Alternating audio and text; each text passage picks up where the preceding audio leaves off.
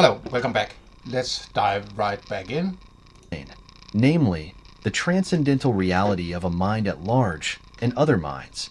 Although the transcendental reality of mind at large and other minds cannot possibly be sufficiently substantiated a priori or a posteriori, meaning that the real chief stumbling block of Kastrupian analytic idealism is that it necessarily must be groundless. Kastrupian... Well, yeah, I think he has said that already, but he's just, stating it more clearly maybe. Kastrupian?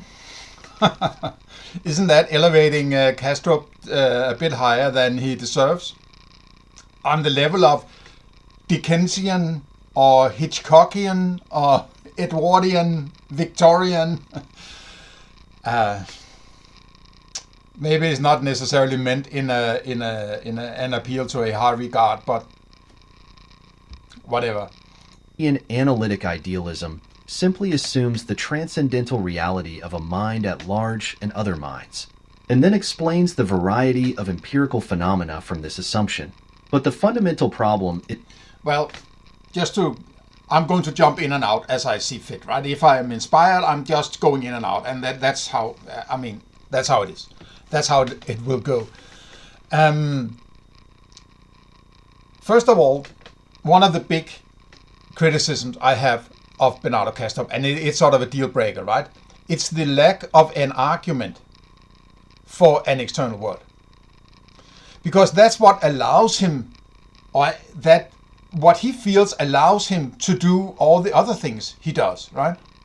That's what allows him to talk about mind at large, and other minds and dissociations and ripples, and it's like when he has stepped over that boundary somehow and convincing you that it's a valid step, then he can knock himself out, as I've said many times before, because it's beyond falsification, so to say, right? By its sheer nature. So, for some reason, last night I was, reading. I was reading a book in my living room, and the picture came to me when it was. So I was going back to this idea of the argument of an external world. But one way to see this is, if you are appealing to an outside world, you must be appealing to that outside world because it's sort of inflicting itself on you. And at some point you have some kind of experience that you say, and that is what as Bernardo Kastrup would, the outside looks from my perspective. But this sort of is pounding on the outside of his dashboard, so to say, and what he sees is the inside of that pounding, or impinging is actually the term he uses. But that in itself is an argument for why he can never get to it, because he will always be on the receiving end of whatever it is he's got. Right? And the receiving end of something, by its sheer nature, cannot be any kind of description of what came before it, unless you take the paradoxical stance of naive realism, right? Which is also flawed and paradoxical. So my thought was, there's an old movie called Modern Times with Charlie Chaplin. You might be aware of, where he sort of gets swallowed by this machine and so on, right? There's a lot of machine stuff there. But he stands at this, what's it called, conveyor belt, where he has to screw the same thing over and over and over and over again, right? It's quite funny. I can recommend you watch the movie. But there's this conveyor belt that comes sort of out of a black hole or something at the top end, and then it sort of conveys down to him, and he stands there using his pliers or whatever it is, right? But it comes out from somewhere you can't get to, right? You can't get to it because you're on the receiving end of it. So he can only work with what he's got, right? He can't go and work in something that is ahead of that which he's got. So that was the sort of the metaphorical thought I had, right? But it's just, these tend to pop up in my head from time to time, and it's not really an argument. It's more a visualization of the thought in a way, right? Sometimes these kind of helps me doing the philosophy, because it's kind of a visualization that could possibly end up in some kind of description. So a middle step between the philosophy and actually a kind of description of the philosophy, as I'm doing here, using language, or if I was writing it through the writing process, right? But if you're on the receiving end, there's no way of saying what is beyond that, because that receiving is an interpretation of it, right? You are having an experience, you're interpreting in the same way. You're saying, I am on the receiving end, but there's nothing about that which you are experiencing that spells necessarily that this is on a receiving end. The receiving end of things is your interpretation. That's something you add to the story. And that's something that Bernardo Kastrup adds to the story. And mind you, he does it without explaining why he does it. He just takes it for granted. It's a built-in interpretation, as if everybody understands that. It might be the case that most people do that. And that may also be one of the weak reasons why it has gained some traction, because if you're tapping into something that people have a prior understanding of without having scrutinized the reasoning behind it, you don't need to state the reasoning, because people are already there. Huh? Is the actual transcendental reality of such a mind at large and other minds in the first place. Kastrupian analytic idealism is a petitio principii. Petitio principii, okay. Please, mate, could you consider this speaking normal languages, right? Who the hell,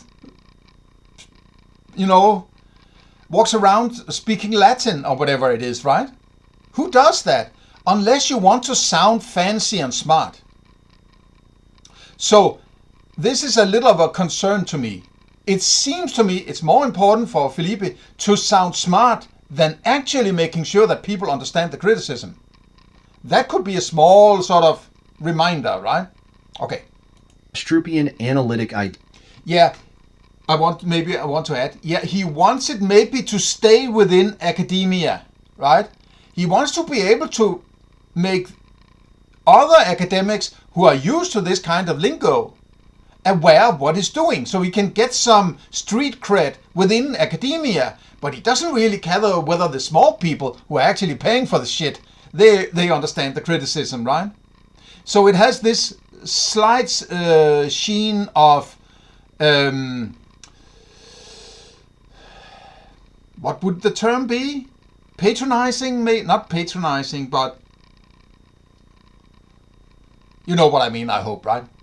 Idealism begs the question by presupposing the transcendental reality of a mind at large and its alleged alters, without firstly showing how the transcendental reality of such a mind at large and other minds is either necessary, apodeictic, or actual, assertoric.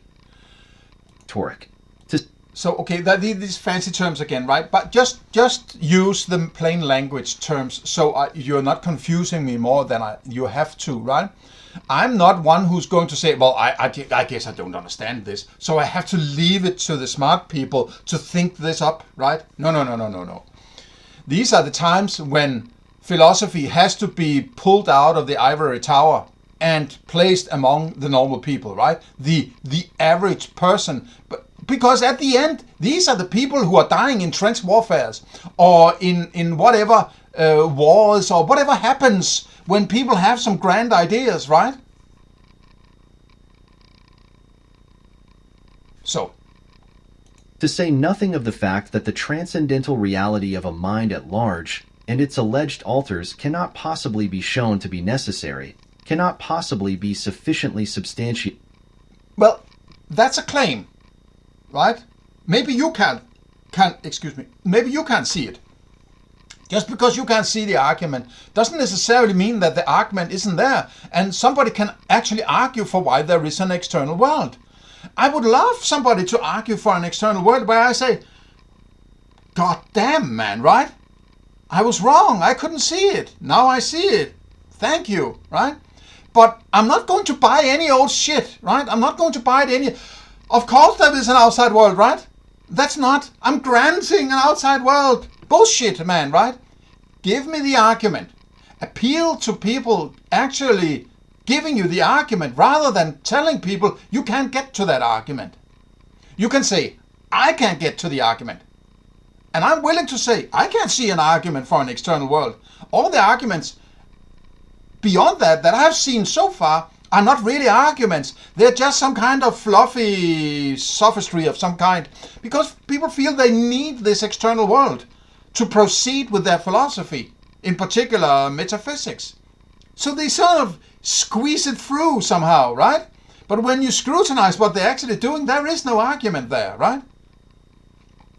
And there might also be necessary to do a bit of metaphilosophy in order to clarify what are you actually allowed to do in order to qualify something as a good argument or a good kind of reasoning or rigid philosophy or however you want to express it. Because all I usually hear is people just throwing around terms, and if somebody disagrees, there's something wrong with them. You know, right? It's sort of this Kastrupian approach to criticism.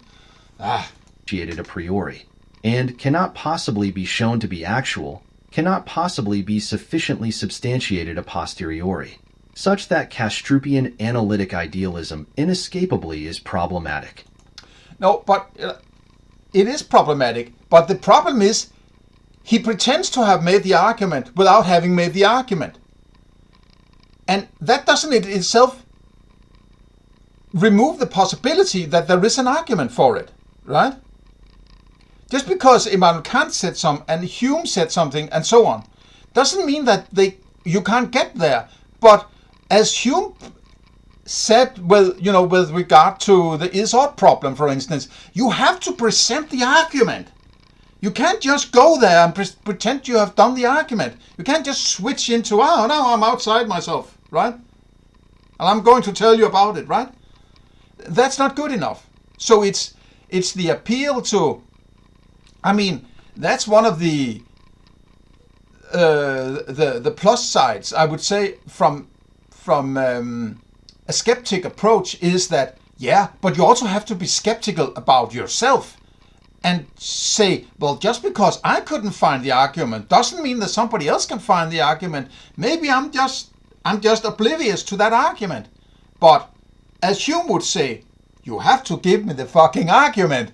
And I personally want to clarify to myself whether or not I'm going to buy that argument. You can't tell me that it's a good argument. I have to figure that out for myself, right? And that's one of the appeals I also have to my audiences. You have to do the scrutiny. Don't rely on me to do it. Don't rely on somebody else to do it. You have to do it.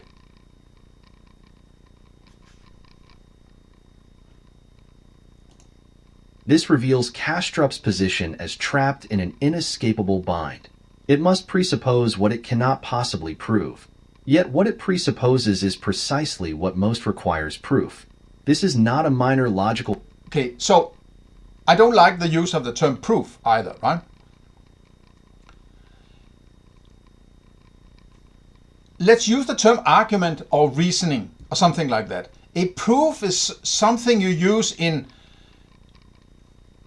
abstract mathematics, for instance, or maybe in science. I don't think you can prove something in science, but it might depend on your definition. But proof is something that is showing the necessary connection between some statements that are not necessarily obviously to follow from each other, but when you sort of scrutinize every bit of it, this leads to this, right? If you say, I have a formula that says this leads to this, and somebody says, how the hell do you know that? Well, let me show you, right? Because this, and it follows that this. Okay, you're giving me the proof. which is basically zoning in or zooming in on the various steps that are maybe not visible on a macro level of understanding, right? Flaw that can be corrected. But I understand, of course, where he's trying to go. You have to give me the argument, as I'm saying here. You have to give me the reasoning for why you think there is an external world. But I also want to stress once again that you cannot have one without you can have a metaphysics without the argument for an external world. It doesn't matter how much metaphysics you can come up with if you haven't presented an argument for an external world. Everything he does just stops right there. It doesn't matter how many books he has written on it and how many PhDs and so on. It doesn't matter. If you cannot argue well for an external world, I don't give a fuck about your metaphysics. And even if you can argue for an external world, which I would be severely impressed by, right? That doesn't necessarily make whatever you come up with about that external world, if you could, correct. Because what kind of method are you using to clarify that, right? So it's this imagination upon imagination upon imagination upon imagination. I'm not buying it. Through better argumentation, it represents a fundamental and necessary failure of analytic idealism. Dr. Samuel Johnson famously appealed to the stone in an attempt to show, against Berkeley's subjective idealism, the transcendental reality of mind-independent matter. But, of course, Johnson's appeal to the stone inevitably fails, because Berkeley does not deny that there is the perception of stones or pain. Berkeley only denies that... Yeah, okay, I understand where he's going. I read it many years ago, but it's a rather become a famous passage in Bishop Berkeley's philosophy, where he walks with a friend or whatever, and Berkeley says that, you only have access to your mind, so to say, right? Subjective idealism. And then that guy there, he kicks a rock and say, I've proven there is an external world. But you haven't, because that experience you are having must be an inside world, all of it that you are referring to, right? And just because you're saying it's an inside world doesn't mean there is necessarily an outside world. You can't establish dichotomies or kinds of thinkings or worlds or realms or realities or existence just by using particular terms. That is not good enough. That is pure sophistry, in my opinion. But I say that because if you're coming from the idea of naive realism, you're working from that idea of that objective external world. And he says, whenever I kick a rock, I am kicking the external world. Well, he suffers from naive realism, that dude, right? I'm not saying necessarily Berkeley is right in everything, but the Berkeley apparently understood, and he was before Hume. And as far as I'm concerned, Hume was rather sympathetic to Berkeley, right? Consider him one of the most important philosophers, in contrary to, for instance, Locke, which he was quite, skeptical about or critical about, right? But in the English tradition. But if you really want to have a solid understanding of how philosophy has developed through the ages, reading English philosophy is not your worst choice, I would say. You can start all the way back from, Hobbes and Bacon and Locke and all these guys, right? They are there all the way through. Maybe what might be missing is idealism, right? And maybe that's why there's this continental divide at some point in philosophy, right? The transcendental reality of sensible qualities, which transcendental reality Johnson's appeal to the stone egregiously fails to establish. In the same way, Kastrupian analytic idealism entails an appeal to the stone against solipsism. Kastrup insists that, on the basis of apparent intersubjective agreement, there is an objective world out there. Yes. This guy has listened to some of Bernardo Kastrup for sure, right? Because when he says, somebody says, well, how do you expect there to be an external world. He says something, at some times at least, well, if you were to sit here beside me in my room, you would describe the room in the same way that I would describe it. So therefore there's an external world, the room, right? But he's just referring to a more advanced version of that rock that dude was kicking, right? It's not a rock he's kicking. He's just hearing some noises, right? That he expect to be language that has a certain understanding and so on, right? What it also appeals to is, or it illustrates, that Bernardo Kastrup is very wrapped up in interpretation. That his interpretations has become existence. And I think that's also one of the parts that this guy is pointing at as a criticism, as some underlying taking shit for granted kind of approach that he has, Bernardo Kastrup, right? It's bad philosophy. It's how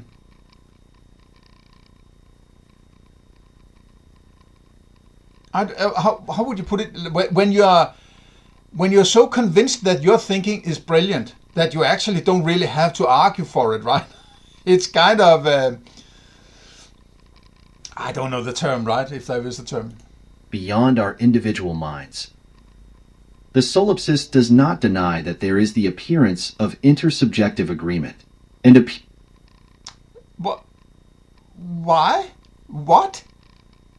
Intersubjective? Now you are appealing to the same thing that Bernardo Kastrup is appealing to. You are bringing along an interpretation without clarifying what allows you to make that interpretation. As if it's something that is given. Or that follows naturally. Everybody knows this, sort of, right? No.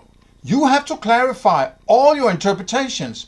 And if you can't clarify how you get to them, you just have to say, well, I'm working from the idea. I can argue, but I'm attaching that interpretation. And if you don't like it, fine. This is my philosophy. Have your own philosophy, right? But he's taking on the responsibility of all solipsists in the world who think this way, right? This is the same problem that Bernardo Kastrup has. He has taken control of idealism. He's calling it analytic idealism, and now it has become special, right? Appearances are representations in me. He only either denies dogmatic solipsism or doubts problematic solipsism, the transcendental reality of other minds or a mind at large.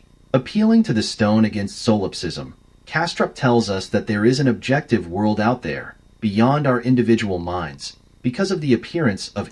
No, but it's not, it doesn't have to be very complicated, this, right? It's, the problem I see constantly coming up is, somebody makes a claim about an external world. People say you can't make that claim because you don't have access to it. And then some people are going to say, but I have a different approach. Or they're going to say, there is no external world. So you're left with a sort of lose-lose situation where you can't get further, right? They end up in their trenches and then they throw monkey shit at each other, right? Rather than finding a solution. And my thinking is, well, if you have to go somewhere with your philosophy, you cannot say, okay, I can't argue for this, okay, my philosophy stops there. I can't get any further, right? But then you should stop doing shit. Because if you don't have a moral principle, right, which is sort of at the crowning achievement of all of this philosophy, at the far end of it, don't moralize, don't do shit, don't tell people what to do, anything like. You can maybe do shit, but you can't moralize, for instance, right?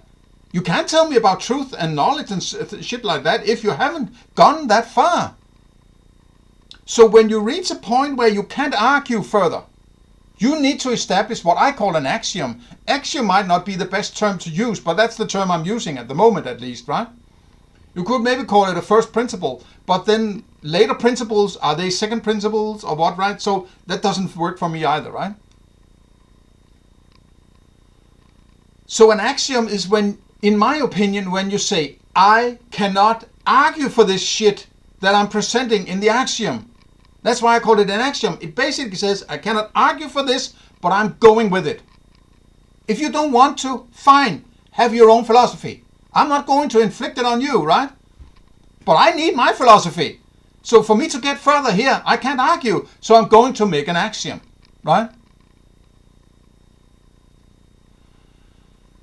So, fine.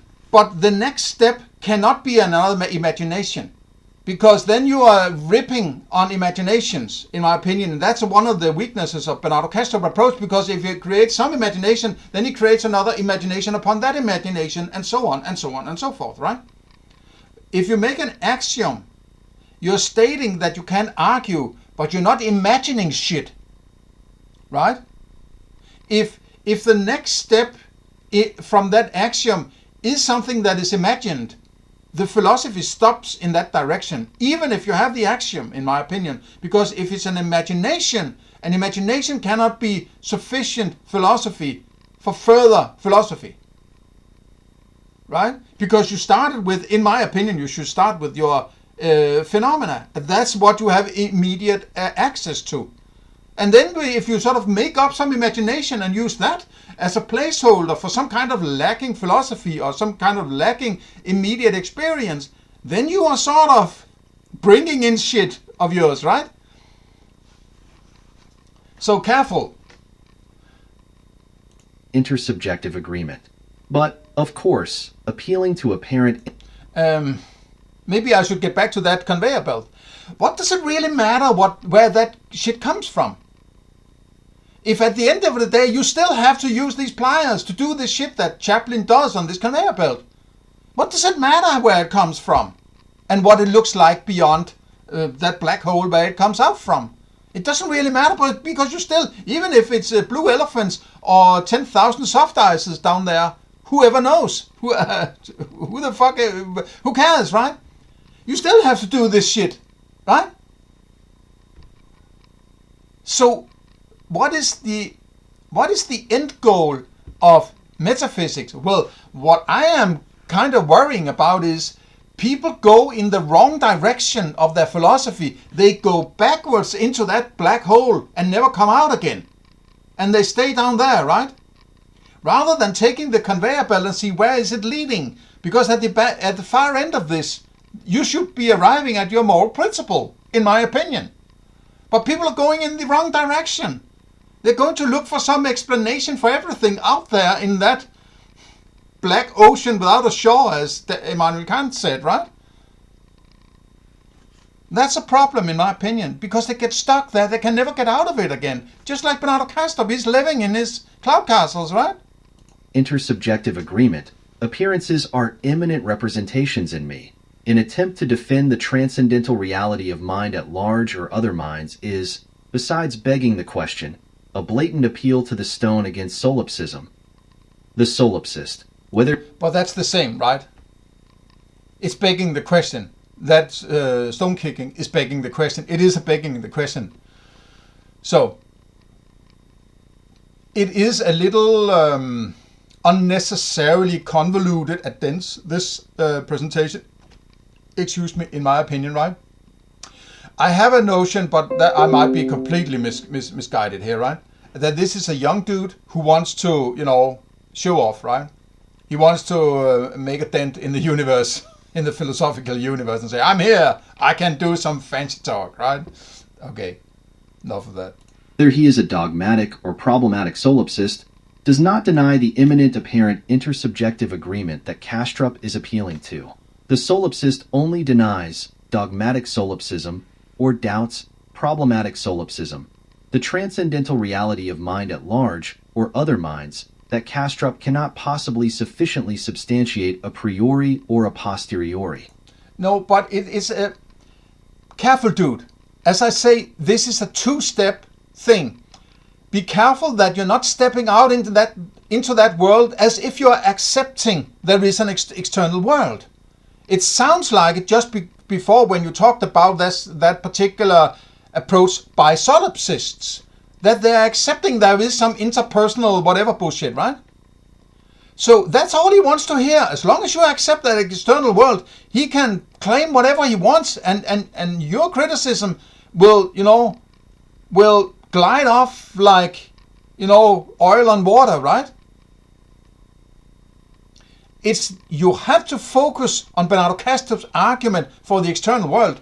And if you, dude, expect there to be some kind of external world, you also need to present that argument. If you're jumping over to that potential outside by keep referring to this mind at large and so on, which is sort of something you only discuss after you have established that external world. So focus on the argument for the external world, in my opinion. Kastrup makes the same category error as Johnson.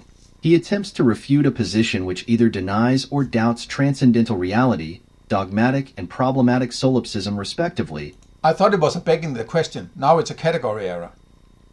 Am I on misunderstanding, right? It is this. Come on, man. By appealing to immanent representations, when the very question at issue is the relationship between these No, but what people are misguided by is that I have a visual understanding, or a visual immediate experience of a rock. And I keep looking at the rock, and I have an understanding that if I kick that rock, I will also feel something in my toes that I don't feel already, but I'm still experiencing the rock. So I'm walking towards the rock, and I kick the rock, and then I feel the pain in my toes, right? So I am confirming what I'm expecting to see, which is based on prior experiences. So I would say that, an axiom that says I'm treating my experiences as some representation of an outside, that is fine. But that doesn't mean that you have access to an outside, or that you have created an outside just because you treat them as such. But you can treat your experiences. You can give them interpretations by stating an axiom that says, this is how I interpret it, right?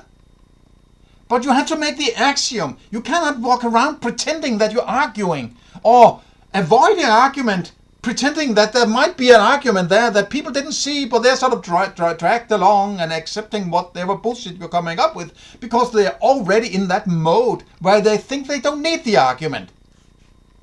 Immanent representations and any purported transcendental reality. Not only does Kastrup's system begin by assuming what it needs to prove, but what it needs to prove is, by its very nature, impossible to prove sufficiently, a priori or a posteriori. Analytic idealism thus reveals itself as doubly flawed. It both begs the question, and the question it begs is one that cannot be answered within the constraints of possible knowledge. Of course, just because the transcendental... Again, an appeal to knowledge.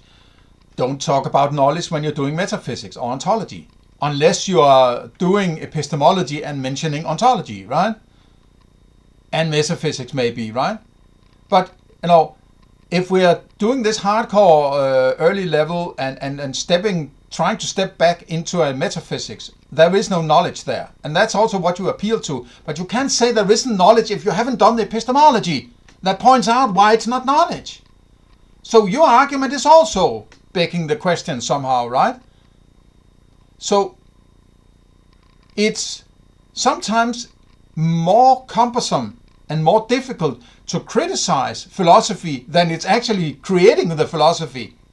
If you want to create good philosophy, it's not easy in my opinion. You have to keep you on your toes and balancing a knife edge, right? To avoid all sorts of fallacies and begging the questions and so on. And, at the end of the day, what this also points to is circular reasoning is everywhere in this. The closer you get to the starting point, it's basically a world built on circularity, in my opinion. It seems like it, at least, right? You have to go the straight and narrow, right? Otherwise, you are in some kind of circular reasoning. Reality of a mind at large or other minds cannot possibly be sufficiently substantiated a priori or a posteriori. It does not follow that one cannot uphold the regulative validity of the idea of other minds on the basis of practical reason. While the pre-critical dogmatist like Kastrup may get caught up in what Kant called transcendental illusion, and illegitimately confuse what can only ever be regulative ideas for constitutive, the mature critical philosopher will be aware that knowledge is limited to experience, and that the ideas of reason, including the Kastrupian idea of... But be aware? Why would you be aware of that? You don't experience knowledge and say, oh, that's knowledge. Knowledge is a kind of interpretation, or a definition based on interpretation and whatever, right? It's a kind of philosophy. It's the conclusion of a particular kind of philosophy called epistemology. I mean, I would think that you would be, if you're a trained philosopher, you would agree with me on that. But you can't experience knowledge. You can only define what you mean by knowledge. And if you haven't presented your definition of knowledge, how can you argue that it's not knowledge if you don't give me the information or the philosophy?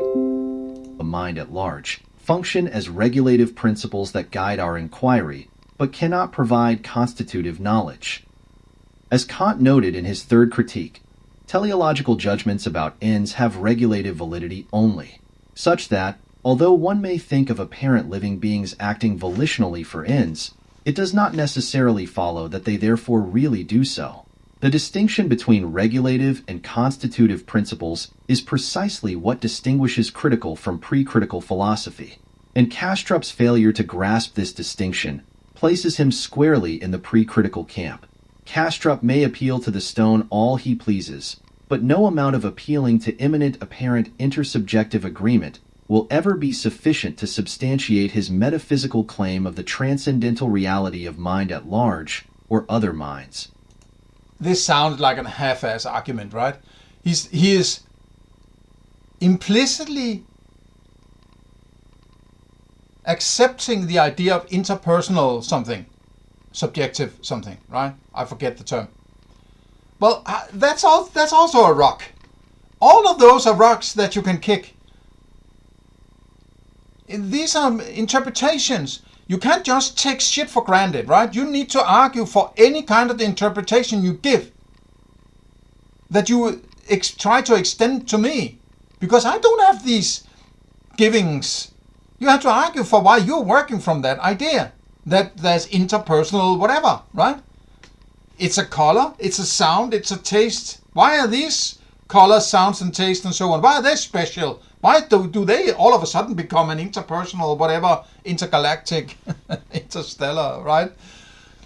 It's these kinds of interpretations that people, they bring along their dogmas, right? As he tries to argue that Bernardo Kastrup does, it seems that he hasn't gotten rid of all his dogmas, right? So careful, mate. If you want to criticize people on their dogma, you don't need any. You don't want to have any of your own, right? To say nothing of the fact that not only can Mr. Kastrup not at all appeal to experience in defense of his metaphysical idealism, for, as concerns the sources of metaphysical cognition, its very concept implies that they cannot be empirical, but the transcendental reality of mind at large and other minds cannot even possibly be sufficiently substantiated a priori or a posteriori to begin with. But okay, why don't you just say, dude, Mr. Bernardo, PhD Kastrup, right? Why don't you just present me with the argument for why you think there is an external world? And be very, very clear of how you get to it, right? I would expect it to be based on ontology, of course, right? You can't just throw some fancy words at me and I'm going to say, okay, I guess you created an argument because I asked for an argument, you made some noises or some ink on some paper, and therefore you created argument. No, right? It's like saying, you need to give me a bicycle, and then you draw a bicycle on a piece of paper, say, hey, yeah, that's a bicycle. And no, right? It has to conform to certain standards for it in order for it to be a valid argument. So this can all, I think, be condensed into all this elaborate criticism that Felipe is presenting here could all be condensed into the idea or the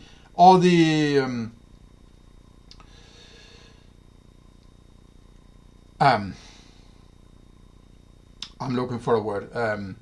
Condensed into a demand, is not the best word, but demanding he present that argument for an external world rather than taking more or less for granted, right?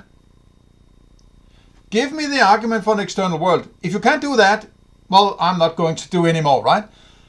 Does this imply that this guy, Felipe Bautista, also has the dogma of an external world. He's just very skeptical about what you can say about it. And that's why I'm delineating, or I am taking these two things apart. First, you need to argue for that realm. And if you want to tell me about how an external realm works, you first need to establish the realm, right? If you can't do that, I don't care. Now, if you manage to establish that realm as a prerequisite for going and telling me how it works, I will also have to, if you start to telling me how it works, I need to scrutinize very carefully how you get to that. Because you could maybe even argue, just because you can argue for an external world, it doesn't allow you necessarily to tell anybody or yourself how it works. Right? If I look at this wall in front of me and say there must be something, I can actually argue why there's something beyond that wall. But does that allow me necessarily to go and tell you what is beyond the wall? Not necessarily, in my opinion, right? So maybe you should also, if you can establish an external world, you may need to present some metaphilosophy that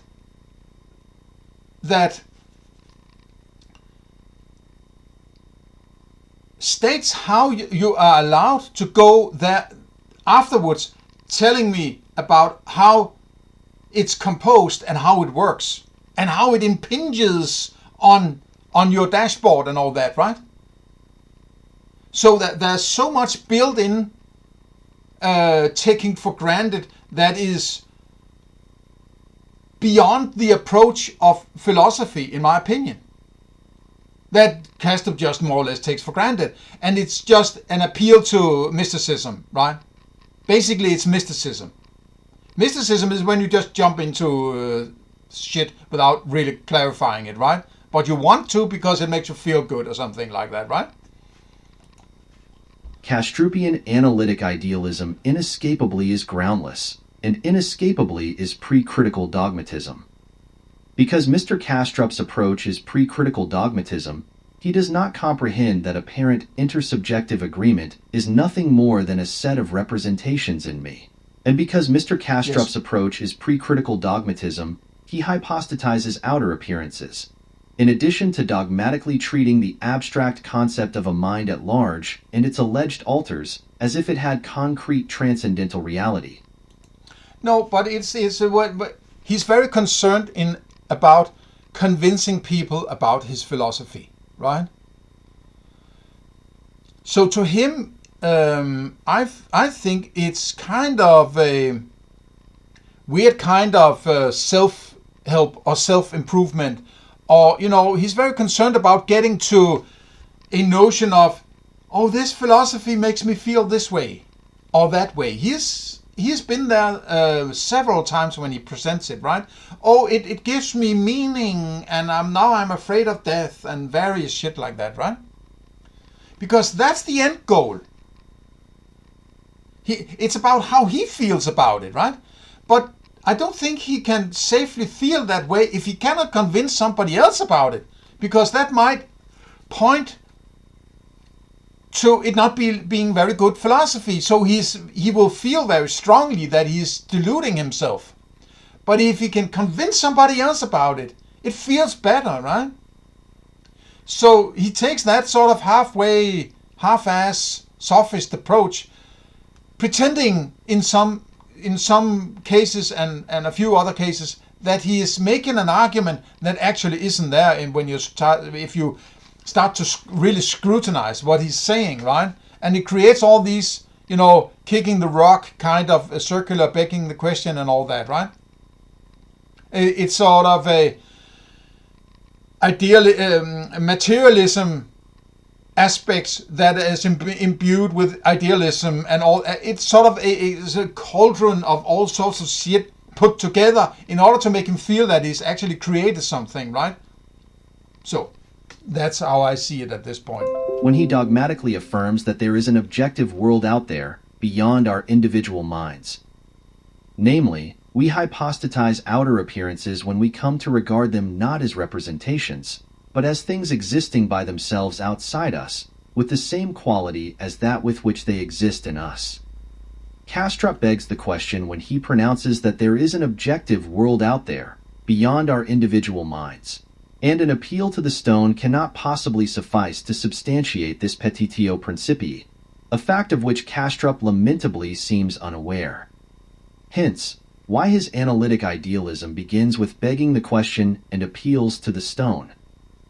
Incidentally, as remarked David Hume in his treatise of human nature, to begin with the senses, 'tis evident these faculties are incapable of giving rise to the notion of the continued existence of their objects after they no longer appear to the senses, for that is a contradiction in terms, and supposes that the senses continue to operate, even after they have ceased all manner of operation. Yeah. And, as Hume wrote in his first inquiry, it is a question of fact whether the perceptions of the senses be produced by external objects resembling them. How shall this question be determined? By experience surely, as all other questions of a like nature. But here experience is, and must be, entirely silent. The mind has never anything present to it but the perceptions, and cannot possibly reach any experience of their connection with objects. The supposition of such a connection is, therefore, without any foundation in reasoning. That Kastrupian analytic Very well put by Hume, I would say. But I would say that Hume is trying to say, yeah, people experience a bird out there. Then they turn around, now they are not experiencing the bird, but they're saying there's still a bird out there. And then they turn around and look, see, there's the bird. Yeah, while you were experiencing bird, you can say there is a bird because you have that immediate experience. But when you turn to the side and you don't experience that bird, you're no longer experiencing bird. Right?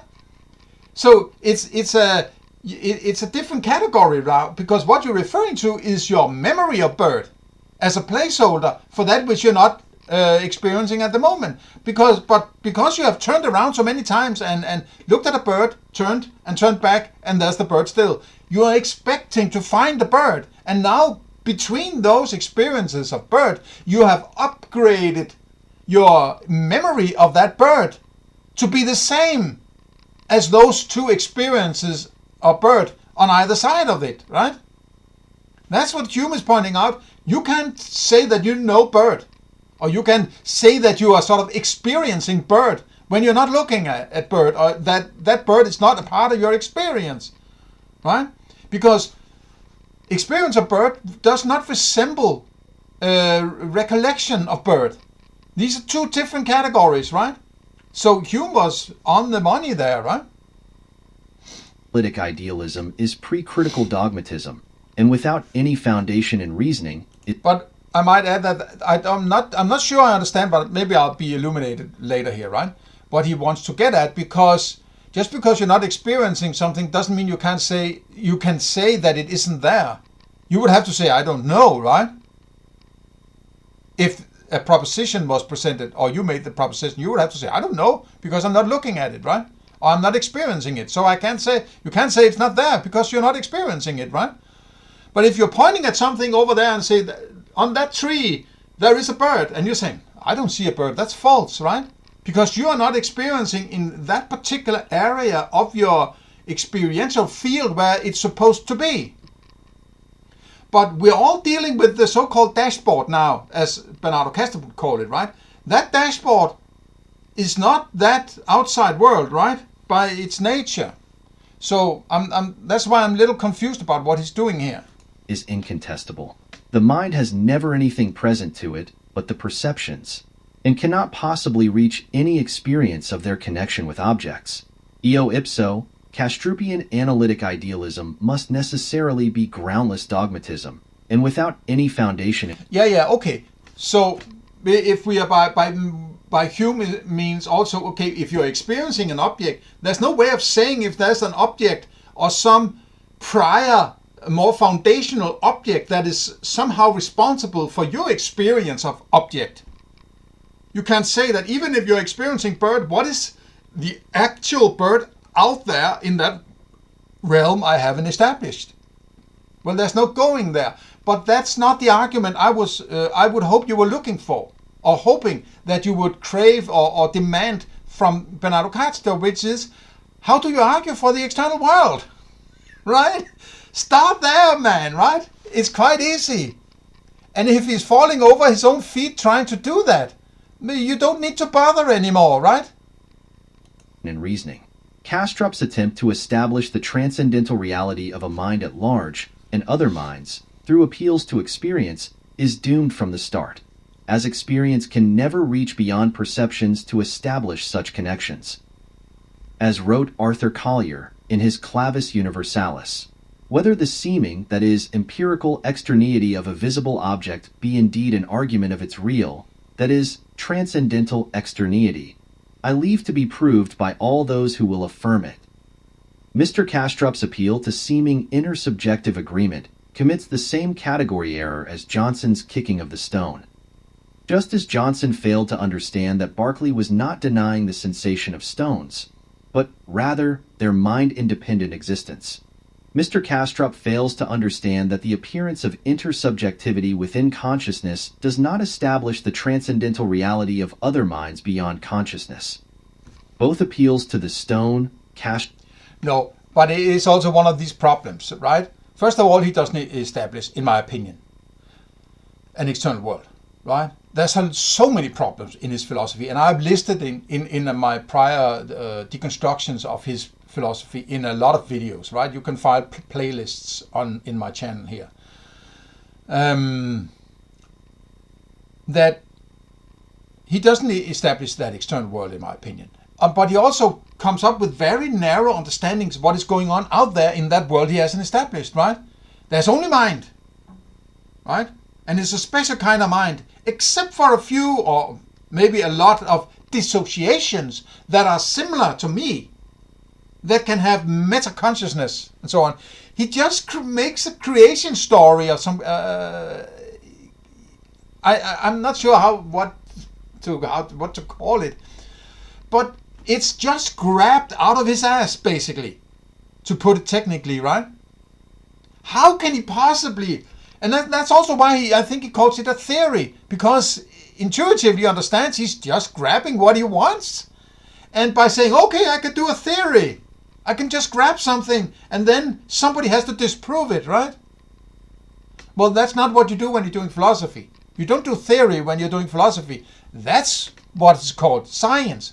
There you're doing theory, right?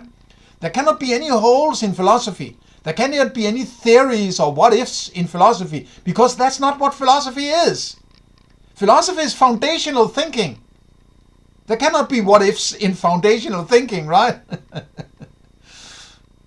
Kastrup's and Johnson's mistake the presence of appearances within experience for proof of something beyond experience.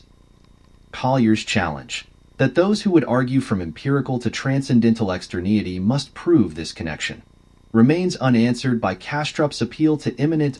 No, I would say you don't need to prove the connection. You need to prove that there's something you can connect with. Or in other words, that there is some external world to your experiences that you then go about establishing connections to, right?